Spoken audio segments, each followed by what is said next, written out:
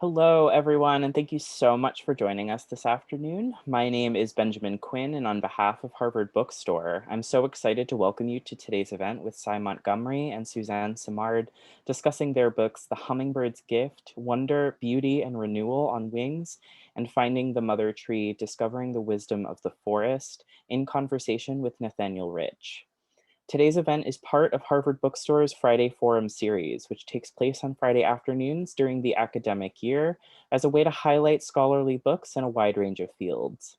Though we remain digital for the time being, we have a full schedule of virtual events in the coming weeks as part of this afternoon series and others, so do check out our website for our complete event calendar. For today's event, we will conclude with some time for your questions. If you'd like to ask the speakers something, locate the Q&A function wherever it may live on your Zoom display, where you can submit all your questions. We will get through as many as time allows.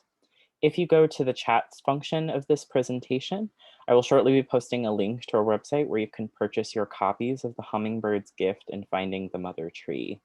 If you already have copies of these books or would like to contribute to this series and our store in a different way, I will be posting in the chat a link to our website's donation function. We greatly appreciate any and all support you are able to extend to us at this time. Please note that closed captioning is available for this broadcast. Thank you, Zoom, for increasing your accessibility. Depending on which version of Zoom you are using, you may need to enable it yourself. Simply locate the button marked CC Live Transcript on your display and click through the options. And lastly, as you may know from the large virtual gatherings we've all been attending this past year, technical issues may come up. We do apologize in advance for that. If any technical glitches do occur, we will do our best to resolve them as quickly as possible. Thank you for your understanding. And now, it is my pleasure to introduce today's speakers. Cy Montgomery is a naturalist, documentary scriptwriter, and author of 20 acclaimed books of nonfiction for adults and children, including the bestselling The Good Good Pig, The Soul of an Octopus, and How to Be a Good Creature. She is the recipient of numerous honors, including Lifetime Achievement Awards from the Humane Society and from our dear friends at the New England Booksellers Association. Suzanne Simard is professor of forest ecology in the University of British Columbia's Faculty of Forestry. Her pioneering work on the frontier of plant communication and intelligence has inspired everyone from her peers in the ecology community to Avatar director James Cameron, to the over 10 million people worldwide who have had the pleasure of viewing her acclaimed TED Talks. They are joined in conversation by celebrated writer NATHANIEL Rich, author of the award-winning Losing Earth, A Recent History, and Second Nature, Scenes from a World Remade, which we had the honor of hosting an event for. He's a writer at large for the New York Times Magazine and a regular contributor to The Atlantic, Harper's, and the New York Review of Books. Today, these two extraordinary authors will be discussing their latest works, The Hummingbirds Gift and Finding the Mother Tree. Advanced praise for both of these books embrace similar vocabulary of lightness. Words like rich, bright, illuminating, and inspiring appear throughout discussions in which reviewers are dazzled by both works and their expert portrayals of care and connectedness in the natural world. In The Hummingbird's Gift, Cy Montgomery introduces us to Brenda Sherburne, a caretaker of orphaned hummingbirds intimately familiar with the animal's miraculous mechanics, impossible agility, yet incredible fragility. And in Finding the Mother Tree, Suzanne Simard uncovers the social structure of forests, abandoning the image of trees as solitary figures to show us how trees come to live with one another, how they perceive, adapt, cooperate, and remember.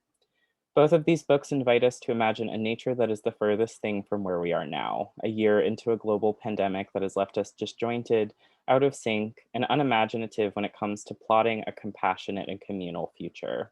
We are so thankful to have these books as necessary reminders of how we can live and are so honored to be bringing them to you today. Without further ado, I'm now delighted to turn things over to our speakers. The digital podium is yours, Cy, Suzanne, and Nathaniel. Thank you. Thank you, Ben, and thanks Harvard Bookstore for hosting this event. I'm thrilled to have the chance to speak with these wonderful, impressive people and wonderful authors. These are two remarkable books, and there are some fascinating connections between them. Oh no, I'm seeing my own writing on the screen, closed captioned. All right, that's fine. I won't look at it. And I think I want to encourage everyone out there to enter any questions you might have into the Q&A box, not the chat box, the Q&A box, and I will we'll have some time at the end to have those questions. But if anything is particularly relevant to the conversation, I can introduce them in process. And I have questions. I suppose we'll start in a more structured way, but then I think we can kind of let it flow. And so I thought the logical place to start is to with this sort of boring but I think important question of how did you come to write these books? I'll start with Sai, who I've been reading for so long, and this is your 31st book, remarkably. I suppose I came to you as perhaps other readers do, which is through some favored species that you've written about, because you've written all these books and you've written about each book is almost its own species. And I read your book about the condor comeback Oh, wow. because I've had a long running desire to write a children's story about condors. Oh, you must do it. I'll blurb it. I know I need to do it's the real difficulty comes in trying to explain the genetic bottleneck problem to a young reader. That's where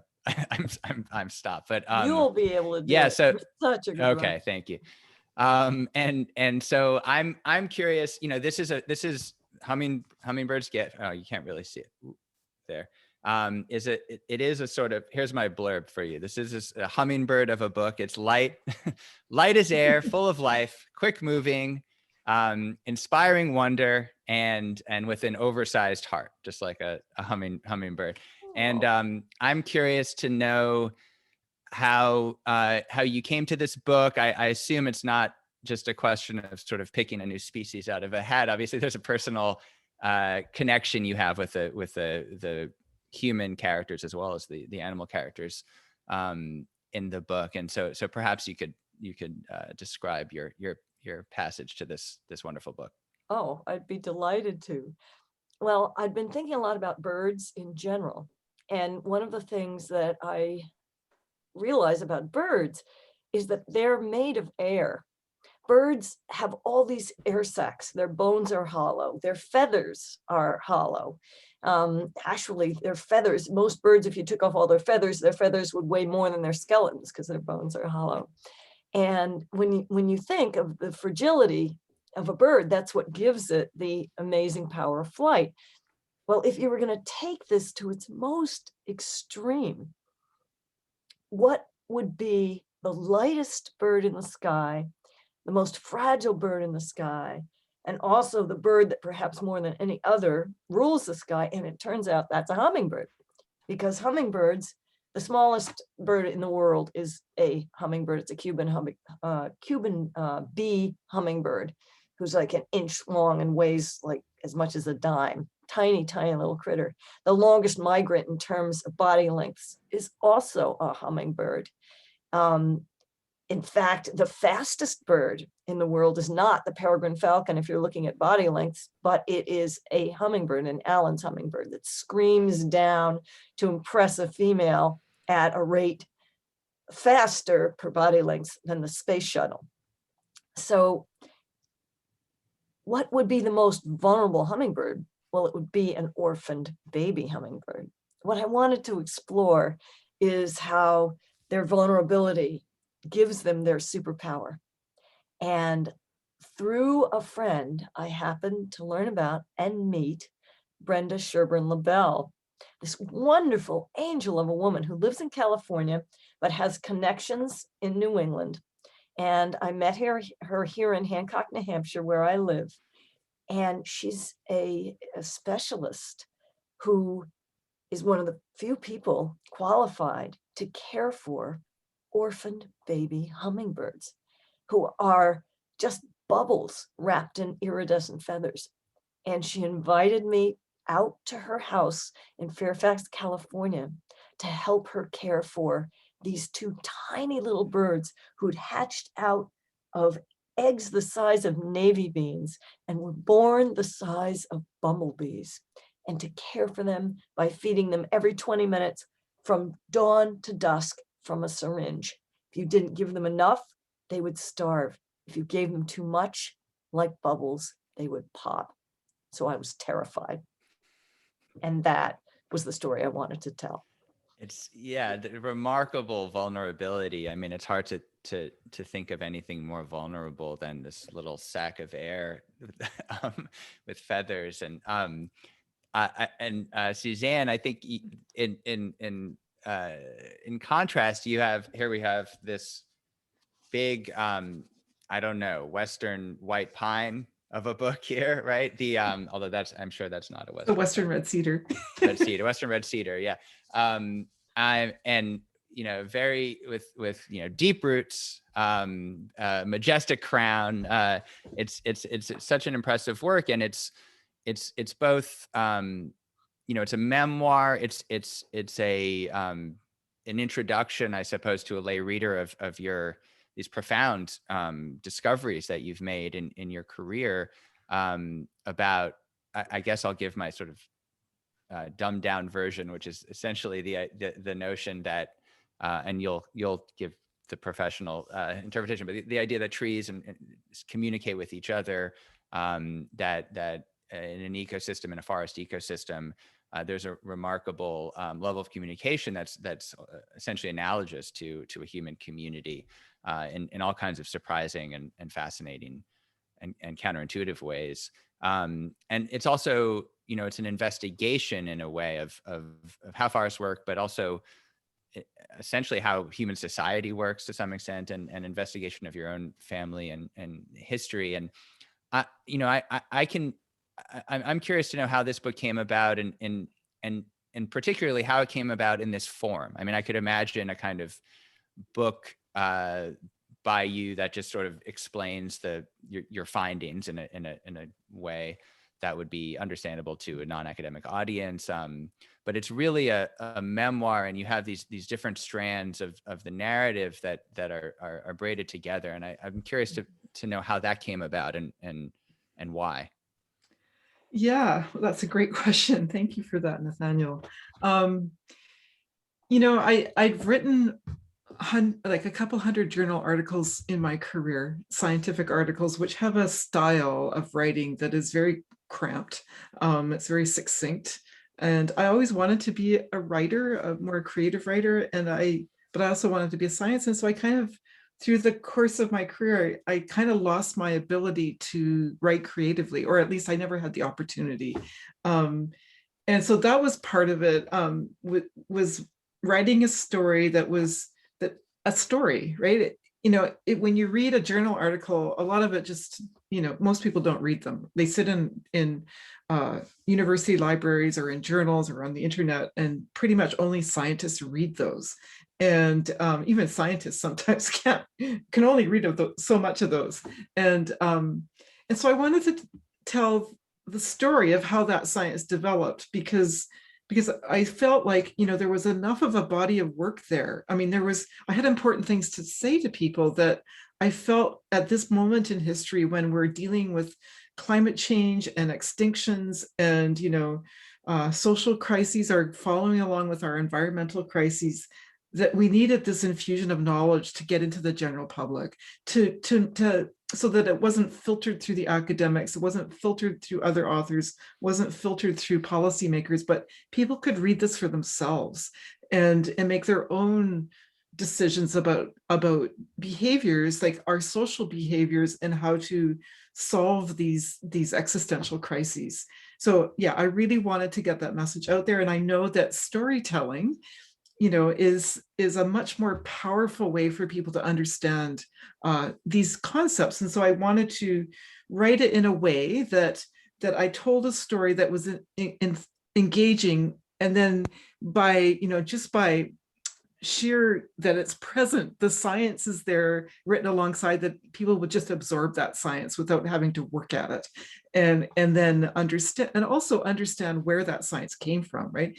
And I, in wanting to write about the scientific journey, to kind of dispel the notion that science is something to be feared, that it's something other than us. I wanted people to realize that science comes from us.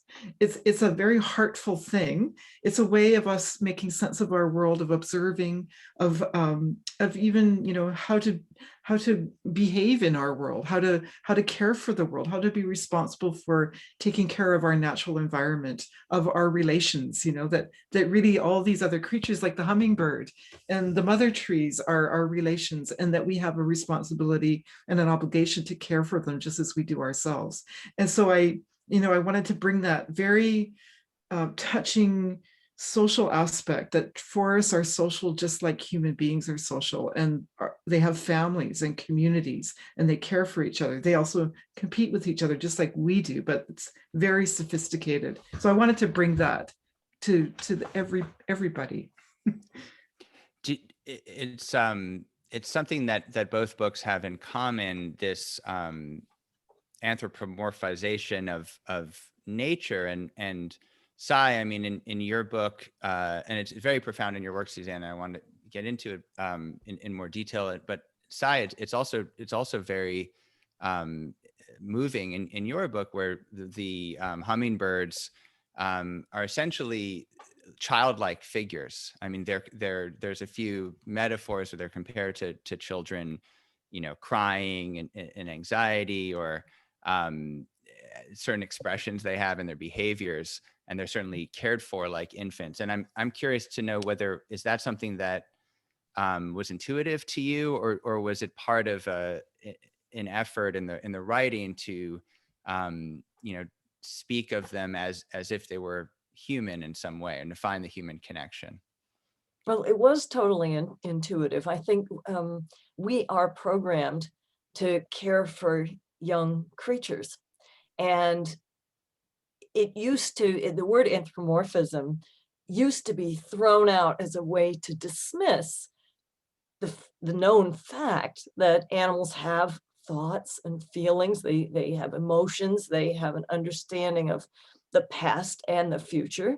To the degree that we've tested, almost everything seems to understand this. Even parameciums can run a maze, you know. And when you look at the neurotransmitters that are responsible for our, or accompany our own emotions, every time you look for one in another animal, whether it's an octopus that's shared a common ancestor with us 500 million years ago, or a chimpanzee who shares 99% of your genetic material and looks like the guy that took you to the junior prom, the same neurotransmitters are present in everyone.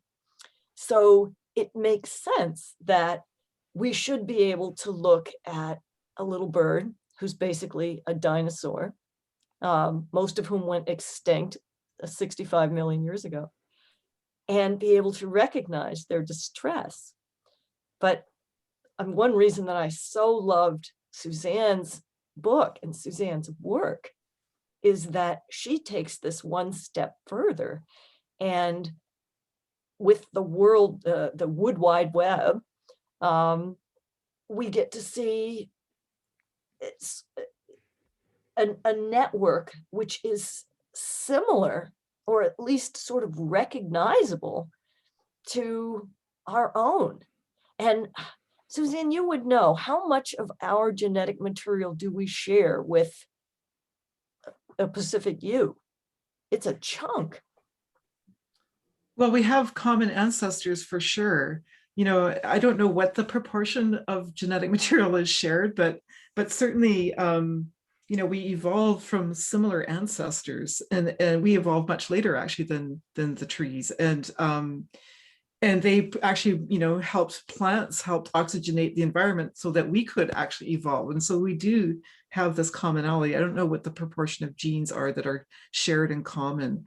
But, you know, and this idea, or what you're mentioning about the neurotransmitters, it turns out, you know, you find the same like serotonin and norepinephrine, probably glutamate in these, you know, animals, the animal kingdom.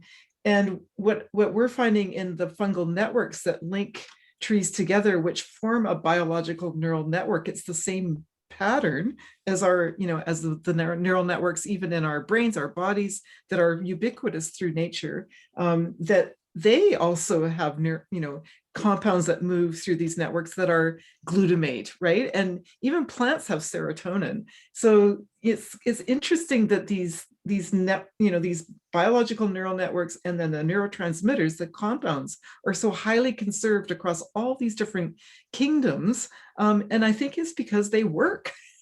They've evolved because they work, and we kind of all, converged on these similar biological imprints. It's absolutely fascinating. I love how it connects us all as a family. And when you think, I mean, I was raised in the Christian church, and the creation tale, essentially similar to every other religion, says the same thing, that we really do all have the same father and mother, all of us creatures, not just the people. And I love how that truth was something that we kind of arose knowing, and that other animals and other creatures are sensitive to us in the same way we are sensitive to them. One of the most powerful things, Suzanne, about your book is the connections that you see and that you make the reader feel between these communities of trees and forests and the community of people and family that you came up in. And I wondered if you could give us a little bit of an introduction to some of, to your family and your history, because it's a fascinating family history, and how you came to be interested in this is also, I think, might be surprising to people who aren't familiar with the story. Yeah. So I grew up in what we call the inland rainforests of Western Canada. So these are, across the coast mountains, but they're really productive forests. So there are these iconic cedar trees, spruce trees, white pines are huge trees, just like along the west coast of United States and Canada, Alaska. They are like biodiverse hotspots, right? They're like the Amazon. They're Amazonian forests of North America, really. They're incredible. And that's where I grew up. And, it just was how we lived. We just lived in these forests. And my grandfather and my great uncles on my father's side were horse loggers. And so I grew up around horse logging. And it was a very, my family was not rich by any means. They were settler families. They were quite poor, but they made just enough money to really have to survive. And so my grandfather, when they would go out for the day to do the logging, he would make a map, and he would pick that tree that they were going to harvest that week, and it would take a couple of days to saw down a single tree. And so everything was very slow. Everything was very small. These forests would just seed right in, and you couldn't even tell that they'd been cut, so with this horse logging. So then, I, as a girl, growing up in that, I always kind of wanted to be a forester and a logger like that, but I wasn't the right sex, for one thing. So I had to sort of fight my way in, and not in the family, but into forestry. And forestry at that time in the early 1980s, late 70s, really wasn't allowing girls into the profession, but they just started letting a few of us in.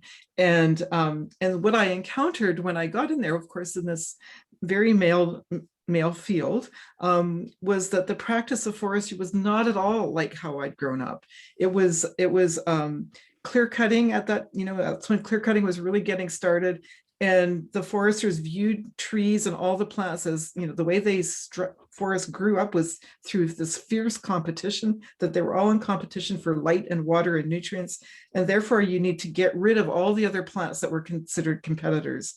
And I was like, this is weird, because how I grew up was that all these plants and trees, all the species grew together as communities and thrived in their presence. And then as a new forester, and then eventually became a researcher looking at these plantations that were like one species. They were weeded out. They were rows of trees, lines of pines, some people call them, and they were not very healthy. And so that's what got me started on trying to figure out what were we doing wrong. We were basically taking a highly connected system and disconnecting it. And so my research, I went back and did my PhD and uncovered that these trees are not all like stalwart individuals trying to make elbow room for themselves. They actually are a deep cooperation, even as they are having sophisticated interactions with their neighbors. That includes competition, but there's a lot of collaboration going on in these forests. So anyway, that's the history of my past and how I came to do what I did. It's interesting. It's a kind of gendered idea that tracks the logging industry's own gendered, dynamics, where and I think I think you should also introduce the term of the mother tree, as which is central to the book and is in the title, which I guess plays on that same idea that of a kind of maternal figure. Yeah. So when I came into forestry and learned about how this vision of how trees grow up as individuals competing, and that they try to get dominance and be the tallest and all this, and and then as I made the discoveries that it's not, that's only part of the picture, I realized that it was like, because the male dominated field, they were looking at the ecosystem as with one eye open, right? Like, and that when the female comes in and looks at the forest, it's like opening up our eyes and we see the fuller picture. And so I think that's been really helpful, right? It's been helpful for the whole field, our whole understanding. Now we can see with both eyes. We can see that there's all these sophisticated interactions going on. And the idea of the mother tree is that, what I found out in my students, my graduate students and I and colleagues, that when we made a map of these networks in the forest, they formed what's called a biological neural network. That's the pattern. And in a biological neural network, you have hubs and you have nodes that are linked together. And in our brains, it's like neurons and axons and neurotransmitters that are linking these different components of our brain together. In the forest, you can view it as trees as these nodes, and that the fungal mycorrhizal fungi that link the trees together. And the biggest, most connected nodes are what are called hubs. All complex networks have these hubs, these central linchpins, that are highly connected. And so we started doing a bunch of experiments with them, like, what do these old trees do? It turned out that the biggest, oldest trees were the hubs. It turns out that they actually, the seeds that came from their crowns and their cones germinated within the network they had already been feeding for hundreds of years, this mycorrhizal fungal network that was gathering nutrients from the soil. And the seeds germinated in those networks and benefited from the nourishment that was supported by these old trees. And that the old trees could actually sent directly carbon and nitrogen and phosphorus and water straight into these seedlings. And even more so, that they recognize their own children, their own kin, and fed them even more. And so that's why we came up with the term mother tree. And Sai, something that comes up in both of your books that is personally fascinating to me is this. I think it comes sort of intuitively to people in the logging world, but this idea of really massive and directed human intervention in order to preserve some kind of natural environment. You write, Suzanne, in your book about, how to design the best, this is not the right term, but like the best blueprint for the kind of plantings you have to do after a clear cut to try to restore the forest to the closest possible approximation to what was there before. And Sai, your story is all about, pretty direct intervention in the lives of these hummingbirds to save them.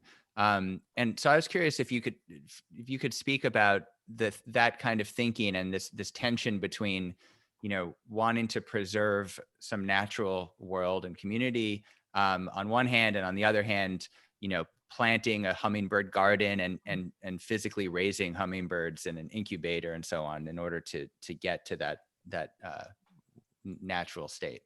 Yeah. Well, that's such a good point, because, if you trust that evolution, nature, God, whatever, knows what it's doing, and why should we be rushing in to mess with things? Well, unfortunately, a ham-handed hand of man is everywhere. And half of all bird species are in trouble right now. So much of the United States is asphalt. And we've taken so much away from hummingbirds and other birds. Hummers have a gauntlet of horrors that they have to face even before humans step in. And when you think, it's a miracle that any hummingbird ever survives. Trout leap out of the water and gulp them. Yellow jackets will sting them to death in the nest. The mothers go out, and one of the ingredients in their nest when they're creating the nest, you've probably seen them, they're little tiny nests, and they often decorate them with lichens, but they actually weave spider silk into those nests. And to get that, they have to fly into a spider's web. Well, a lot of them get stuck in the spider's web and die that way. So they have a hard enough time before we come in and we start putting all kinds of poisons on our lawns, which kill the bugs that they eat. Very few people realize that they don't just eat nectar from flowers, but that the average hummingbird needs hundreds and hundreds of tiny bugs every day to survive. We don't see them eating their bugs when they're coming to our nectar feeders, but we're wiping out those bugs. Our cats, who we love, when they go outside, they kill so many birds that at bird rehabilitation centers like Wild Care, which is how Brenda came to do her work with orphan baby hummingbirds, so many birds come in caught by cat that when they put in, cause of the problem, they just abbreviate it CBC, because so many are caught by cat. If you had to write that out, the birds would be dying left and right. And so because we've messed things up so much, we're called upon to try to restore things. And I think, one reason why a book about rehabilitating orphan baby hummingbirds is something that's welcome right now as we emerge from the pandemic is that it shows that by doing something good, we can help restore this broken world. The character of Brenda, I mean, she's a real person, I guess I should, this figure is really an angelic presence. I mean, you write about the incredible, and you mentioned it a little bit earlier, this incredible measures she has to go to save these hummingbirds, and every 20 minutes feeding, and it's something that even someone like you who's given yourself to writing books, a naturalist who's writing books about these animals. I think it's hard even for you to sort of come to terms with the level of dedication that she encountered, that she takes upon herself. And I wondered if you could, on one hand, it's inspiring. On the other hand, it's the kind of thing that most of us would look at and just sort of be overwhelmed by, the idea that it takes that level of commitment. And so I'm curious if you could also expand upon how, what you make of a figure like that. Is her commitment so extreme that it's intimidating to try to emulate, or do you feel like we can still take something from that?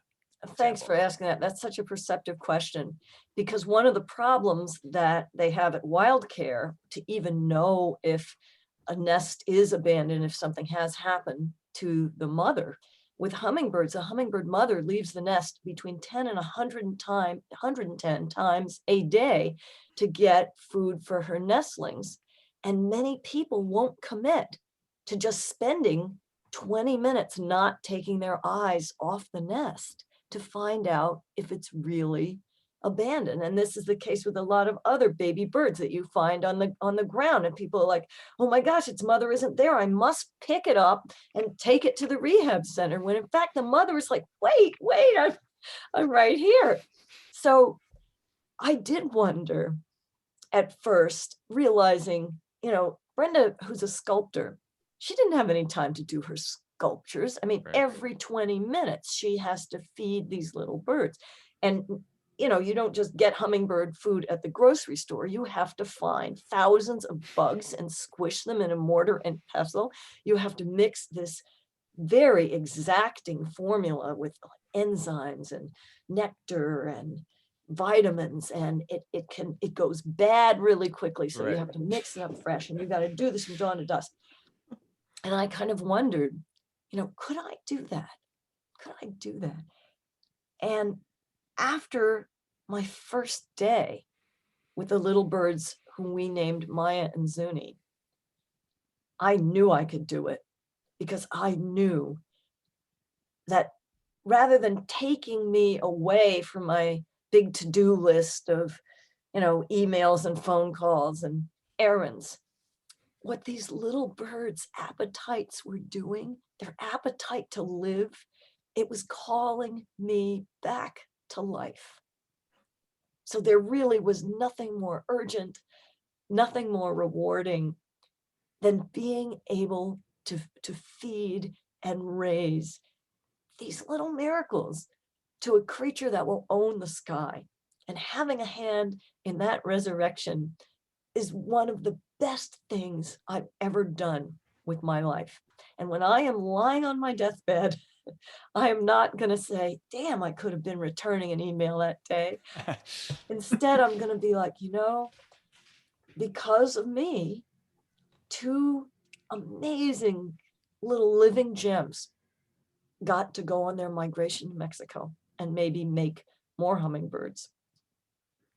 Beautifully put. Very beautiful. Suzanne, there seems to be there's an element of this ethos in your work as well. I find that there's call to action. I mean, in your case, there's actually, you end with discussion of your own, you know, philanthropic project and urge readers to get involved. And I'm curious to know about, you know, that impulse of using the book not only to tell a story, but to motivate action. It sounds like that idea was really central to the conception of the book. Is that how you see it? Yeah, absolutely. I mean,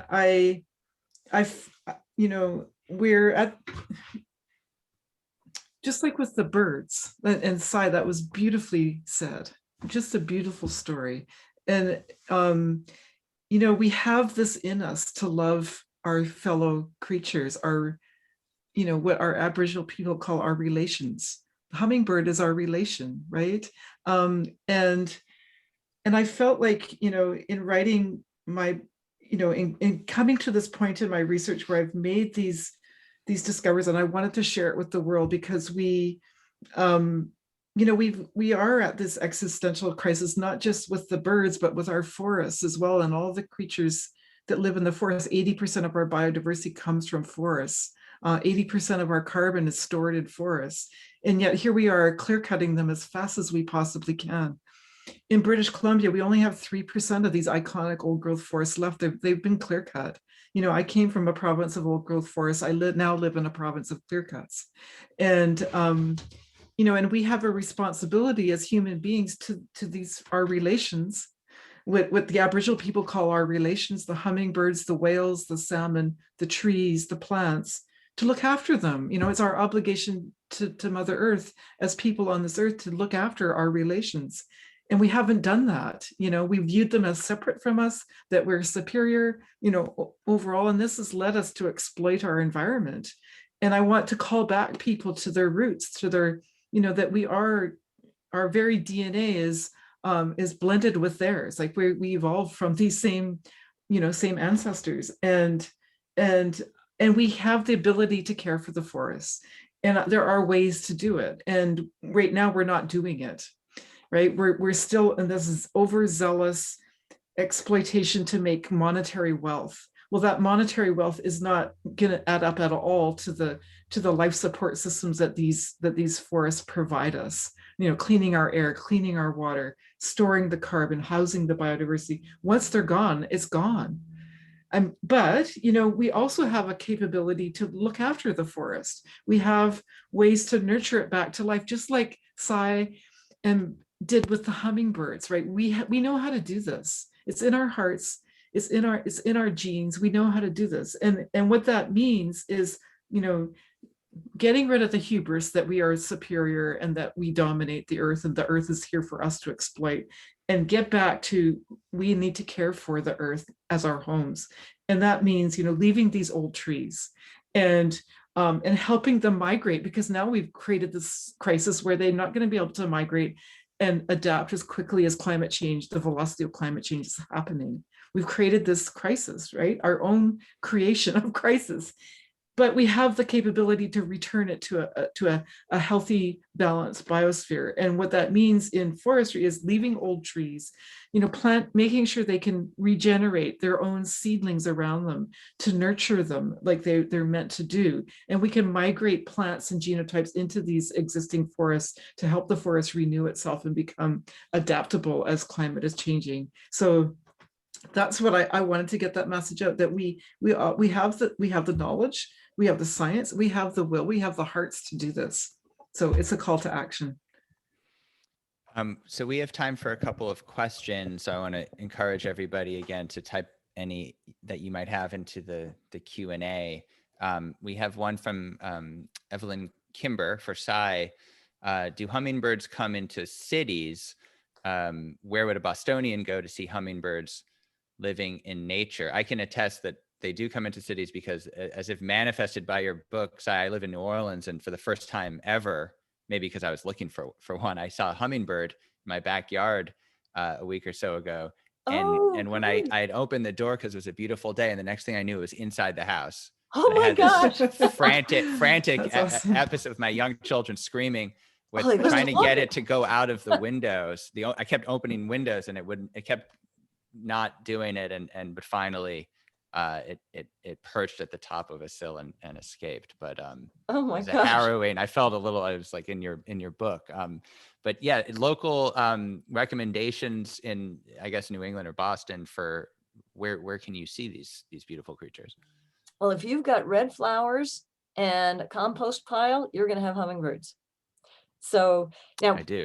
surely if you went to the Arboretum, for example, any public gardens, I bet you sit near some red blooms. And if you sit long enough, you're very likely to see a hummingbird. In fact, hummingbirds are so attracted to red, although they certainly feed from other things. But sometimes you'll be wearing bright red lipstick, not me, because I don't wear any lipstick. I like the cadaver lips look. But if you're wearing bright red lipstick, there's been hummingbirds known to fly right up to women with bright red lipstick and try to pollinate their lips. They'll also try to pollinate red cars, which is not a good idea, because the car usually wins if it's moving. But they're among us. If you have window boxes, they'll come to your window boxes. Plant, I mean, there's all kinds of good, if it's a trumpet-shaped red flower, a hummingbird is going to come. And a related question, with the planting season underway, is there anything you recommend to help make city yards and outdoor spaces more amenable to birds/native species? Oh yeah, absolutely. In fact, in the back of the book, there's some websites that you can go to. And no matter, I realized that with a Zoom like this, we could have people not just from New England, but from all over the place. So to find native flowers in your region, just Google, hummingbird flowers in, Louisiana or New Hampshire, and you'll get a whole list of them. One of the ones I just learned about is something actually called Hummingbird Mint. And it's not a mint, but it's a beautiful flower, spikes of flowers that have like little downward facing trumpet-like petals, and they absolutely love that. A question now from Alice Bennett that she had just read, that due to climate change, this is tragic, I hadn't read this, most of the 80% of the old native trees in Acadia National Park in Maine may be lost due to warming. New natives must be planted soon. Is that possible? This gets us another interesting subject that I think, Suzanne, I'd be very curious to know your answer about. As the climate shifts, it may not, all native trees might no longer be suitable for their formerly native environment. And so do you have to then start planting new species that become new natives, even though they've never grown in that land before? And what kind of problems does that raise with ecosystems maybe not being prepared for them as well? Yeah, it's a huge challenge. So just a couple of things regarding the dying trees. Yeah, I mean, trees are stressed all over the world because climate is shifting, and they've adapted to a fairly stable, although fluctuating climate, but not nearly as rapidly changing as now. And so yeah, trees are stressed out. But as trees, dying is a process, just like in human beings, dying is a process. And one of the pieces of research we've done is that dying trees actually give a lot back to their community before they go. And even after they're gone, they're still an important part of the forest. So when I say gone, that they're no longer rooted and alive and photosynthetic. But as they're dying, what we've discovered is that they actually pass carbon energy through their mycorrhizal networks, these linkages to the seedlings around them. About 40% of them goes directly into the offspring, and it takes a while. And so, the temptation to cut down trees as they're dying, which is what we call salvage logging in forestry, it happens, it's happening all over the place, is to resist that temptation, right? Let these trees do their thing to give what they have left to the offspring coming up. And also, not just energy, but they send information, right? Information about how these little seedlings can defend themselves against, future disturbances, pathogens, insects, even like climatic stress. They actually send information so that these seedlings can upregulate their own genetic information to produce compounds that will help them resist these infections and so on. So it's really super important. And also, as when trees are dead, like they form, there's coarse woody debris on the forest floor, which are homes, habitats for other species. So they're absolutely crucial. As far as changing climate, along with the death of trees, is that they're becoming maladapted to these changing climatic conditions, and that change is it's not as predictable as the climate models would, that when we look at them, it says, oh, it's going to be a smooth curve into the future. Well, it's not. It's going to be quite chaotic, and there's going to be all kinds of sudden changes and tipping points and so on.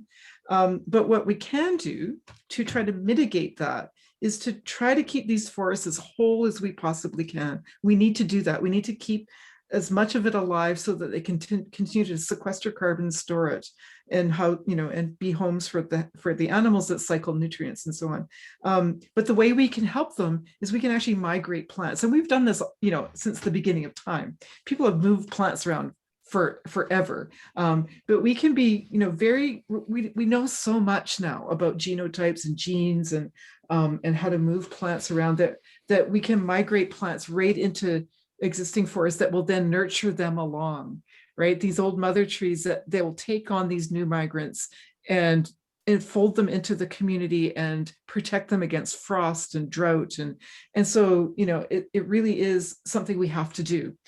And we have to do it so that we can mitigate the rapid changes of climate change. It's like a orphan society or adoptees. Yeah. I mean, we've made this problem with climate change. Mm-hmm. Humans have caused it. Now we can fix it, right? We can fix it. But we have to work at it really hard, right? We've got to be really smart. We have to know the land. We have to know the trees. We've got to know the animals. We've got to be paying attention to little local areas, just like feeding the hummingbird every 20 minutes. We need to pay that kind of attention to the entire ecosystem. And there's 9 billion people on this earth. We can definitely do that. Can there be cross species? To continue the metaphor, can the lessons of the dying tree, say it's a tree that's under stress because of climate change in a place like Acadia, can it sort of, gifts to the soil still benefit a different species, or is there only a continuity if you're planting the same? Yeah, no, that sharing is among different species. In fact, my first experiment with dying trees was actually among different species. I was trying to look at, like where I am from, Ponderosa pine and Douglas fir coexist, and ponderosa pine is adapted to warmer, drier conditions. And so it's sort of a lower elevation grassland sort of species. And the climate models are predicting Douglas fir will migrate further north and up in elevation, and ponderosa pine will move in. And so I wanted to know, is Douglas fir leaving a message for the pine coming in? And so I did those initial experiments with those two species. And sure enough, when I started, stressing the Douglas fir by pulling off its needles or infecting it with the budworm, it sent its carbon to ponderosa pine. And those are two different species, but one is going to take over the other. They're a community. And so that it does cross species, and it has to, it needs to. It's remarkable. Well, trees know more than we do, because for so long, humans have been so obsessed with one single species on this earth, and we haven't been paying attention to everybody else. But trees are paying attention. And if we emulate these wise elders, these wise mother trees, we have an awful lot to give to become, mothers ourselves in the greatest sense of the word. There's sorry, go ahead. And I think there is Sai is absolutely right. There are many things we do and need to continue to emulate in our societies of collaboration and sharing. And Sai said trees are smarter than humans. There was an article that says trees are smarter than Mitch McConnell. And I think that's, just like this, the social safety net that trees provide for their whole community is absolutely an essential part to the vitality of forests. And the social safety nets that our people provide to each other, looking after each other, looking after our elders, our children, our, all members of society, is an absolutely essential part to a civil society that is just, that is, vital, that's productive, that takes us all in and looks after everybody, that we're all parts of these communities. There's a question from Liz Asphodel. Sai, do you know how, this is answered in your book, but it's a wonderful story. Do you know how the hummingbirds that you cared for were orphaned, and how did they come to Brenda? Well, we don't know what happened to the mother, but this lovely couple, she actually had felt that the hummingbird was like her totem animal, and that hummingbirds gave her messages and inspiration in her whole adult life. So they had been thrilled to notice that they had hummingbirds in their yard, in their new home. They were newly married, and all of a sudden they just didn't see that hummingbird anymore. And they noticed there was a nest, and they parted the leaves of the vine that it was growing in and saw these two nestlings who did not look good. But it was toward evening, wildcare was not open, and they waited. The lady cried all night, afraid that the babies would be dead. And in the morning they looked, and they did not look good. It looked like they just had, minutes left unless someone intervened. So he plucked the nest and the babies, and he went totally out of his way to wildcare, the bird rehabilitation place, and they got on the phone and they called Brenda, and she rushed there and took them to her incubators. And by the time I got there, as soon as I found out about it, I got on a plane and flew across the country. By the time I got there, they were 10 and 12 days old, and they were starting to grow feathers. And they still were like incredibly vulnerable. And whenever you think that you're turning the corner and all these birds are looking great and healthy, some other crisis would arise.